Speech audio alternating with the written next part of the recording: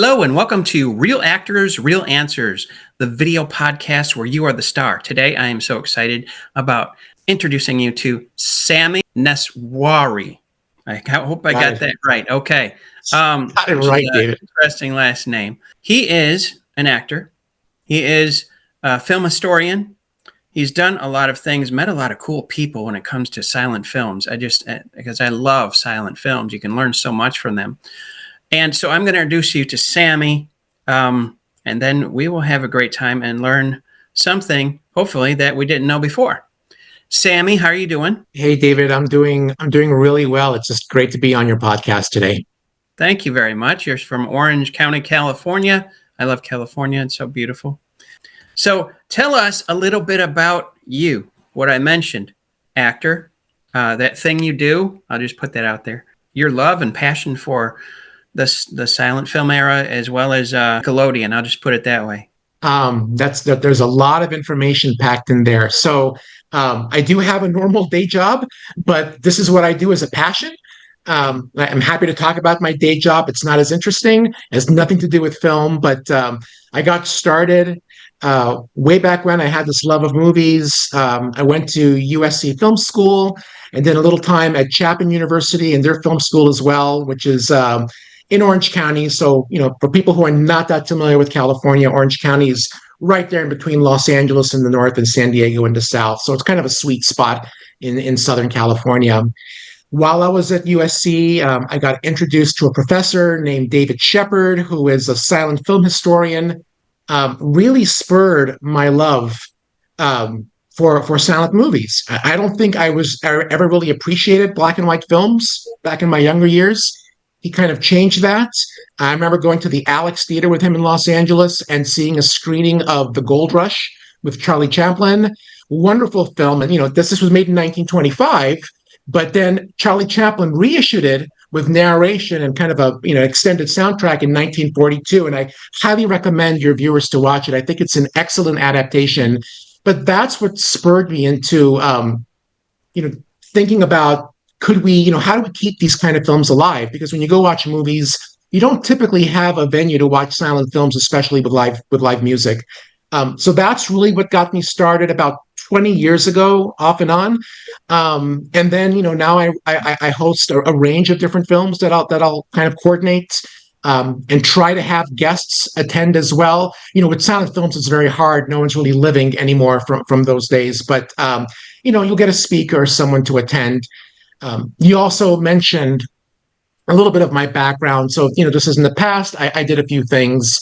At Chapman University, I did a number of different films, sound department for, a small film called Just Add Love, which starred Wendy Malick, who's also famous for her television and film roles, and had some walk-on parts. I don't think I ever did anything large as an actor, but did have the chance to do a bit part in a Tom Hanks film called That Thing You Do from 1995.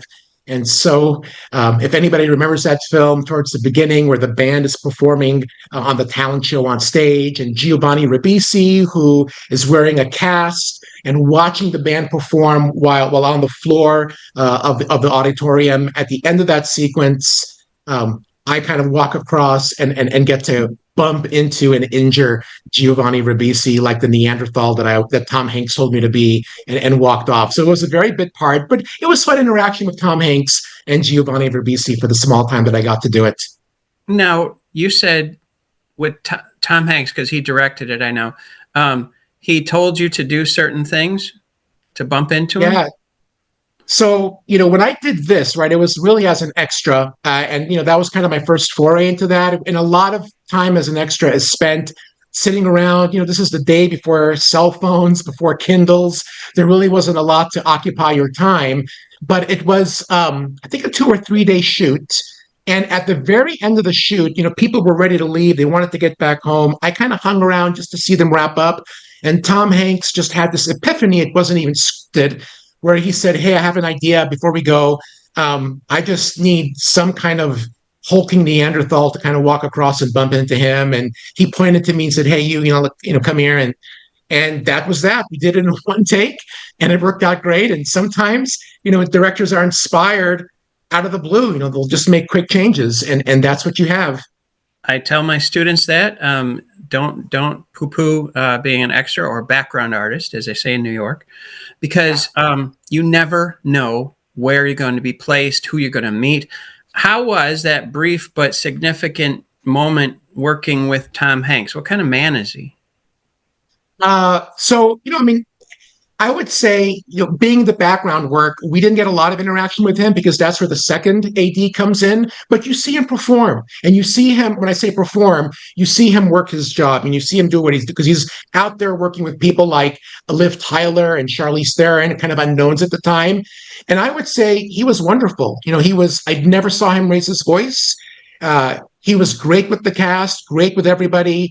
And I think as a director, where your audience, the people in that room, you're kind of guiding the morale of that entire room, right? So if you're flustered, if you're angry, if you raise your voice, you're going to have kind of a similar energetic response from the people there. So Tom Hanks was professional as always. I think it was the first film he wrote and directed, which was great. I believe it was. Yeah, awesome. I've got to rewatch that, and I'll be looking for you. Yeah, you can. And you know what? One quick fact, one fun fact is the choreographer. So there was some dance sequences. The choreographer for that film was Toni Basil, who is very famous for "Oh Mickey, You're So Fine." So she sang that song, but she was our choreographer. So it was great to be able to see her do her work as well. That's amazing. I love that. Tell us more about Flickrhappy, and how did you stumble across that, and how did you you're pouring all of your heart and soul into it. I've looked at your the website, and it's exciting. You have Time After Time coming up. I love that movie. Anything to do with time travel and excellent acting. So tell us a little bit about Flickrhappy. Yeah. So here's my just as a kind of just a little promotion. This is my logo, Flickrhappy. As you can see, there is no E in Flickrhappy. It's kind of a play on Trigger Happy. They had this wonderful, I love our little logo with the dog with the film reel in his mouth. So Flickrhappy was born just for my love of trying to screen films and trying to have guests. I'm based in Orange County. So Los Angeles, as you know, it's very famous for a lot of its offerings. In LA, you have the American Cinematheque, venues like the Egyptian Theater, the Aero Theater, the New Beverly, Cinespia, which is an outdoor theater that screens at the Hollywood Forever Cemetery and the Los Angeles State Historic Park. So you have multiple venues in Los Angeles, right? It's kind of a beacon where anybody can go and watch just non-mainstream movies or cult movies or classic films. In Orange County, it's not that we don't have those, but they're sporadic, and there's no dedicated venue for that. So there's a cinema, a kind of a 501c3 independent art house that opened in 2014 called the Frida Cinema. I don't work for them, but this is where I hold my screenings at. And, it finally presented kind of an outlet and the location where we could have a dedicated space to show similar films. And so the Frida, they've been wonderful with me. They screen a wide variety of films that focus pretty much on horror and avant-garde, cult, horror, LGBT, revival, documentary, you name it. So what I've done is I basically, this is right now, it's kind of a one-person show as we're scaling up. I started this in 2019 with a film called Electric Dreams, which is a very cute 1984, kind of like a comedy fantasy that stars Virginia Madsen. And she came out to do a post-screening discussion and Q&A along with her co-star, a gentleman named Lenny Von Dolen, who passed away a couple years ago, unfortunately, but it was wonderful. We got him out there. And the audience loved it. And I realized this was something that we should be doing more of. And then COVID hit, so I took a hiatus, but brought a resurgence back this year, doing a number of these films. And so what films do I screen? They'll run the gamut, David. They're basically films that I like, films that I enjoy. I necessarily won't do very popular films, so I won't do the Raiders of the Lost Ark or the Star Wars. These films get a lot of screening time. I try to do films that are still popular or not so popular, but that just don't get a lot of light and don't get a lot of screening time or a lot of love. but that deserved to be screened. And they again they run the gamut. I love silent films. I can kind of talk about how I got started with that. This past April was the 100th anniversary of one of my favorite silent film comedians, a gentleman named Harold Lloyd. Harold Lloyd was one of the three great, right? You got Charlie Chaplin, Buster Keaton, and Harold Lloyd. And for those who don't really remember or know Harold Lloyd too well, he was the gentleman who would wear those horn-rimmed glasses and dangled from the arms of a clock on the city scraper in one of his most popular thrill pictures called Safety Last. So that was the 100th year anniversary. I wrote an email to his granddaughter, who's still alive, Suzanne Lloyd, and she gave us permission to screen the film, which we screened on the day of the 100th anniversary, which was April 1st. And we filled the theater up, had a live accompanist named Cliff Ritalik, who regularly performs throughout Los Angeles at silent film screenings. He came to perform, and I actually have a clip. If you go on my website, we videotaped not the entire movie, but we did a small, maybe 2-minute compilation. You get to see Cliff Ritalik, you get to see the audience, you get to see him kind of dabble on his keyboard. And, silent films are always a hit because I can't, when you watch a film, that film is the same. Your experience watching will be different, but it's the same no matter what. Same soundtrack, same everything. When you watch a silent film that's live, that pianist who's playing along, live, he's going to mix it up. He or she's going to mix it up with every screening. It's never the same twice. So every screening is slightly different. It's watching a different soundtrack. It's listening to the audience response. It's listening to that accompanist change how they perform based on that audience reaction. And it's always a hit. So that's my first and foremost love is screening silent films, but I'll screen more contemporary films like we mentioned, Time After Time, which is coming up. So I want to dig a little deeper. I applaud and recognize what you said, but it stirs my my heart. So they're playing the piano. I'm saying this for the younger generation because Harold Lloyd, I love Charlie Chaplin and Buster Keaton, but Harold Lloyd, there's something about him that's so quirky.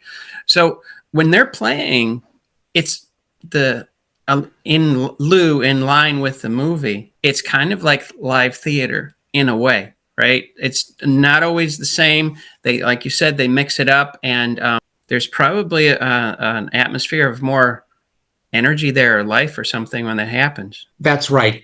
So in the day, for your younger audience, of course, they didn't have soundtracks to films. Their talkies weren't introduced into the late 20s. Mm-hmm. So they would have a live score. Sometimes there would be live orchestral scores, but often in smaller venues, they would just have an organ.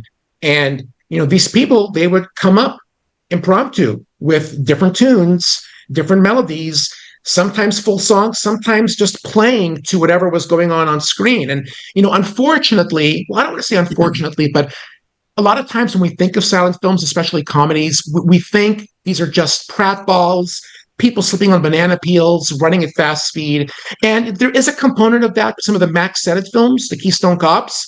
But I'm telling you, if you watch a Buster Keaton or a Charlie Chaplin or a Harold Lloyd film, there's a lot more, substance. There's a lot more depth. I mean, these are characters that you can relate to, even more so maybe someone like Harold Lloyd, because Charlie Chaplin, of course, was the kind of the clown. He would dress in baggy clothes. Still a genius, right? Creator of films, but Harold Lloyd had the kind of the genius epiphany of just casting himself as the everyman. Just he looked like a normal person, kind of like the Jimmy Stewart of his day, where he was trying to achieve these high goals, but would always have obstacles. Not every picture he did was a thrill picture. He's known for those. But he did a lot of comedies that were just based on plot and character, and they still resonate today. This is how wonderful these movies are. Whether you watch my favorite Harold Lloyd film is a film called Girl Shy. 100th anniversary is next year, so I'll be screening that. But you have The General with Buster Keaton, Steamboat Bill Jr., another famous one. If anybody remembers, if you just go on YouTube and click the famous scene from Steamboat Bill Jr. where Buster Keaton is standing and the facade of the house falls on him, but he's standing because kind of the window remains open. And, if you want to talk about the influence of silent films in today's cinema, everybody has borrowed that scene. Even like the film Jackass, where they do all those pranks, they borrowed from Buster Keaton. So these silent film comedians, without the benefit of CGI, kind of like the Jackie Chans of their times. They did their own stunts. So it's remarkable in that respect. You're awed by what they could do back in those days. I agree. It's they were the king of improv, I believe, because in improv, I mean, acting is movement. Thoughts become movement, and then they emote. Okay, and without the freedom, I'll say, of well, they didn't know how to make talkies, at that time, and they were learning, but they had to use their body more. They were forced into it. Nowadays, I always encourage my students or actors, study improv. Study improv like you breathe and you exhale, inhale, exhale. It's so important. Otherwise, people don't know what you're expressing. I love that scene. It reminds me, Harold Lloyd must have been some kind of artistic engineer, because when that fell, he had to be right in the exact spot. And they didn't have, I don't know what kind of instruments they had, but they it hopefully it didn't fall on him. It's interesting. So that was Buster Keaton, who did that. And a very interesting anecdote. And again, just to kind of tell you the things that actors did back then that insurance companies today would not let their actors do. I mean, maybe Tom Cruise is close, right? Because he's literally dangling off the wing of that airplane when it's going up. But when they filmed that scene, and that's a famous scene that Buster Keaton did from a film called Steamboat Bill Jr. It's a wonderful film. And they had to do that scene in the middle of a storm. It's a simulated storm, but they had these huge fans blowing. So in order to prevent the facade of that house from twisting and turning because of the winds, they designed that house to be, I mean, it was maybe I'm going to fudge it here, but it was, maybe a 1 or 2 tons. I mean, it had to be very heavy so it wouldn't twist. And the space that Buster Keaton had when that house fell, it was a few inches margin on each side. So if that house didn't drop exactly where it had to drop, it would have been the end of Buster Keaton. So on the day they filmed, I think, I don't know, it's the story goes like, I think the director, when it was in his tent or he didn't want to come out, the cinematographer was looking away. No one wanted to see what happened. But here's Buster Keaton out there, and he let that house drop on him in one take. And, we see it. It goes by in 5 or 6 seconds, and we laugh and we chuckle, but we don't appreciate just what was involved with filming a scene like that. And that's Buster Keaton. That's just his genius. I would say so. I have to ask you, though, now I'm just even more curious. How did you find all this out? So this was, again, that was due to my professor at USC, David Shepard, who was a silent film historian and introduced me to, David Shepard, who's passed away, I think he passed away in 2017, wonderful person, introduced me to silent films and other USC students as well. I would also say it really was my first appreciation of black and white films. I mean, my mom would watch it on TV. When you're a teenager growing up, it's there. You don't always appreciate it. But that experience at SC kind of changed everything. And I became, a friend of David Shepard after my graduation. I remember going up to his, he had a place up in Northern California, going to visit him at Hat Creek in Northern California, which is not too far from Redding. And he had a cabin up there, which was wonderful. He would screen these films on a 60 millimeter projector. He just was so enthusiastic. And he spent his life going around the world, preserving these films. A lot of these silent films that you can get on DVD today are, a number of them are thanks to him that, he continues to, he continued to restore them throughout his life. And it was through him that I developed my own love of silent films, and I appreciate them all. People know of the Cabinet of Dr. Caligari, Metropolis, and many others. There's so many, but I mean, my love has always been for the 3 comedians of Charlie Chaplin, Buster Keaton, and Harold Lloyd, and those are usually audience favorites as well. The others deserve to be screened, but I love the comedians so much, and when I screen them, that's typically what I like to show. That's amazing. You have developed a niche or a niche, whatever you want to call it. the sharper, I'll just say, the sharper your niche or niche, the more you fit in with a specific group. How many people, generally speaking, come to these screenings? It varies. And I would say you bring up a good point, David, that doing the screening and getting it all done, I would say, is the easy part. There's always work involved. but promoting them and getting the word out is always difficult. And so who comes to these screenings varies. I know so the Frida Cinema seats around 200 people in each of their auditoriums, which isn't really a lot of people when you consider a lot of theaters today, several hundred, 500, 600, easy. Um, so when we did Safety Last, we had a near full house. And, I'm in Orange County. And so there are people that are coming from San Diego, from Los Angeles, Palm Springs, which is like that's unheard of to drive from Palm Springs. It's about a 90-minute drive, 2-hour drive just to get to Orange County. So which is also kind of very, I feel very humbled by them doing that. But other films tend to be a little bit more difficult of a sell because people are just unfamiliar with them. And so it's always in the business aspect. I guess I'll go into a little bit more of, how the business of it is, because I am so far a one-person show as I'm trying to scale up to do more of these. When I'm doing this, you have to rent the theater, you have to pay for licensing of the film. There's the promotional aspect, that the theater has their kind of native audience that they have inherently, but I try to go out and try to promote it through Facebook and other social media platforms. And then if I'm getting a guest and they're either flying in or driving down from LA, sometimes you have to put them up for a hotel or deal with transportation. So all these costs add up. And part of this is just trying to, find, can I fill the theater and how much can I charge for these events? So I'm not losing any, I'm breaking even. But I don't want to charge too much because you certainly don't want to turn people away, especially if they've never heard of the film. You want them to pay something like $10 or so they'll take a risk to see a film they haven't seen with the benefit of watching these guests.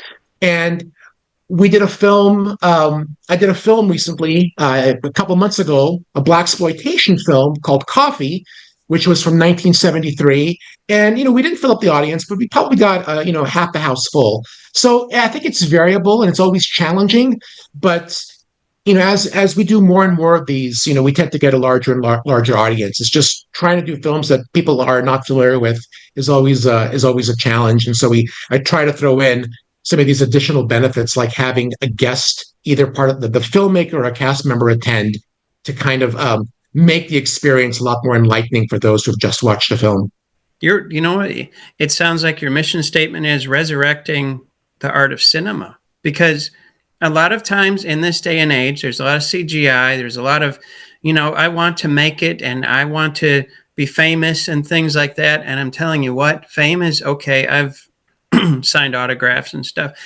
It's fun, but the real moment is actually in it, in the art. Okay. You appreciate the art. I did not know that California, especially where you're talking about Orange County, has so much culture when it comes to so many different theaters, and bringing back this beauty of cinema. You can't live by progress alone. It gets very dull and it dulls your senses. And I'm very excited about your work. It's very exciting. And I think you hit the nail on the head when you talk about appreciating cinema, because number one, the films I screen, since this is my company, I like to screen the films that I like to watch. And these are not necessarily the films that everybody may like to watch, but it's a chance to show them some different movies. But these films, I would kind of liken them to enjoying wine. And so there are people that appreciate the best wines. They'll pay a couple $100s for their bottle.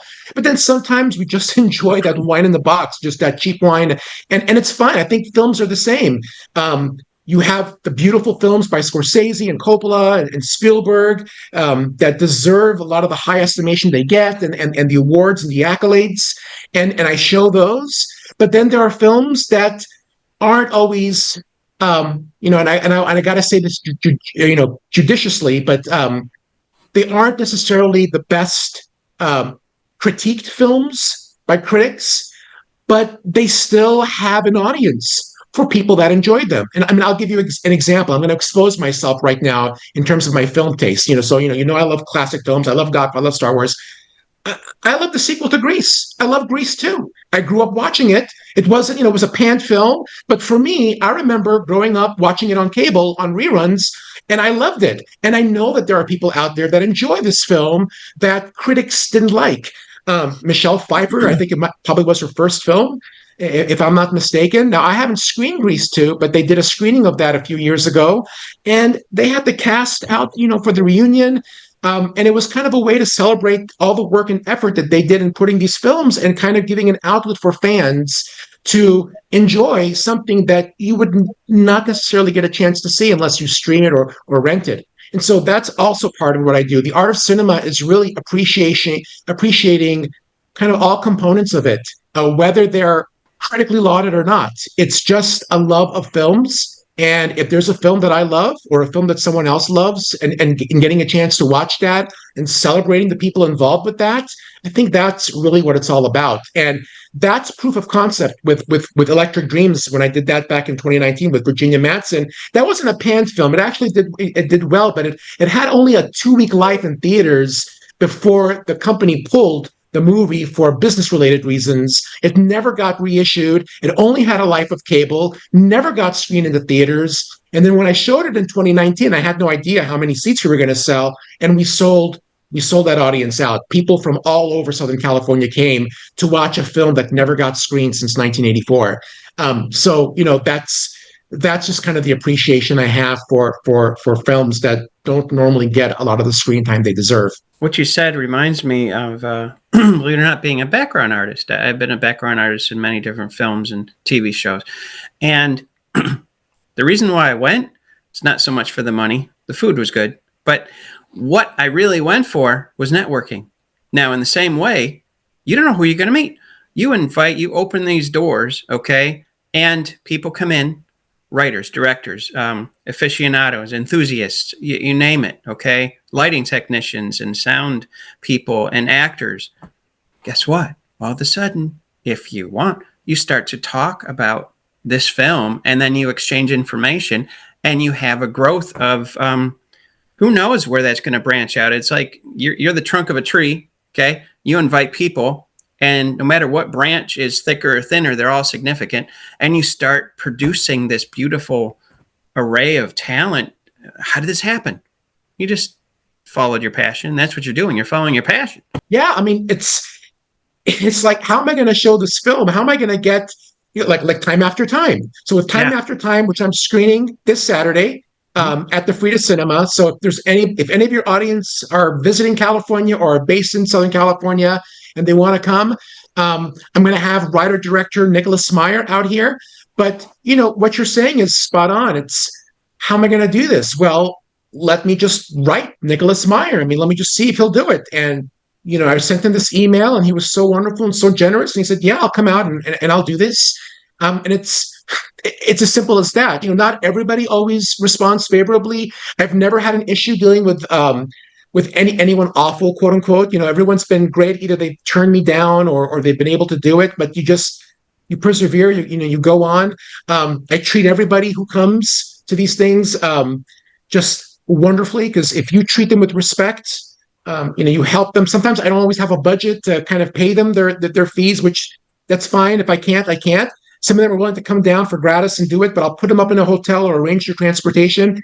And, if they enjoy what they do and they had a pleasant experience, I know we build a rapport where they might come back and do this again. And so Time After Time, if your audience doesn't know about this, it was Nicholas Meyer's first directorial debut as a filmmaker. He was popular for writing a book called The 7% Solution. So this is a Sherlock Holmes book that he wrote in 1973. It's considered one of the best Sherlock Holmes stories not penned by Sir Arthur Conan Doyle, and then it was adapted into a movie in 1976.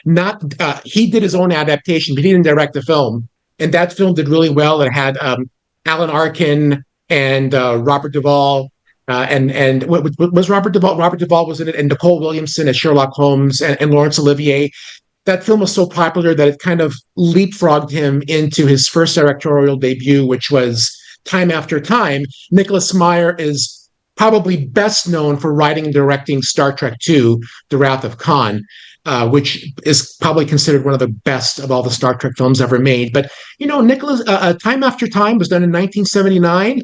It's the premise of the film is that H.G. Wells goes from Victorian England into 1979 modern San Francisco because Jack the Ripper, who's played by David Warner, and H.G. Wells is played by Malcolm McDowell. David Warner, Jack the Ripper, steals a time machine to go into 1979 San Francisco, and H.G. Wells chases after him. And it sounds like a dark film, but it's quite a light, whimsical, very well-written film. It's a love story with Mary Steenburgen's character and Malcolm McDowell's character. This is the film where they met, they fell in love, they got married after the film, and it did really well. And so it's just one of my favorites, and he's going to come down and going to talk about the film after the screening and do a Q&A with the audience. Who's going to come down? Excuse me. Nicholas Meyer. Okay. Wow, that's exciting. So he'll be there. He'll be there in person. And so after the film, he'll be on stage. We'll have a post-screening discussion with him, talk with him about the film a little bit, and then we'll do a Q&A with the audience. So they'll get to ask their questions, and he'll be around to sign autographs. There are always fans who want to come out and meet the director in person. So that's just another great way for them to have a venue to see to see the people that they came down to watch and listen to. Again, I have to say the word networking. Networking is not complicated. It's like, Sami, hello, my name is David, and you shake hands. And I'm so grateful to meet you and have our fellow friend, Steve Joyner, to connect us. The moment you stop communicating, your passion is the moment you stop growing. I'm really excited about, I would love to come and visit one of your screenings someday. I love California anyway. So I have a spot for you, David. Thank you very much. Sami, so the website again is flickrhappy.com. Yeah, Flickr without the E. There's no E in Flickr. So flickrhappy.com. Okay, just like the T-shirt that you showed me. That's right. I'll put it up there one more time, just so everyone can see it. Yeah. No, that's wonderful. That's a great way of getting people to notice is by a T-shirt. Everybody likes T-shirts. Hey, what is Flickrhappy? Well, let me tell you. That's wonderful. Sami, it's been a privilege and an honor. I'm very excited for you. Thank you so much, David. Yeah, being on my show, Real Actors, Real Answers. Thank you very much, and we will keep an eye out for future screenings. Great. Have a wonderful. Thank you for having me on, and hello to all of your audience. It was a pleasure being on your podcast. It was an honor, sir. Thank you very much. Take care.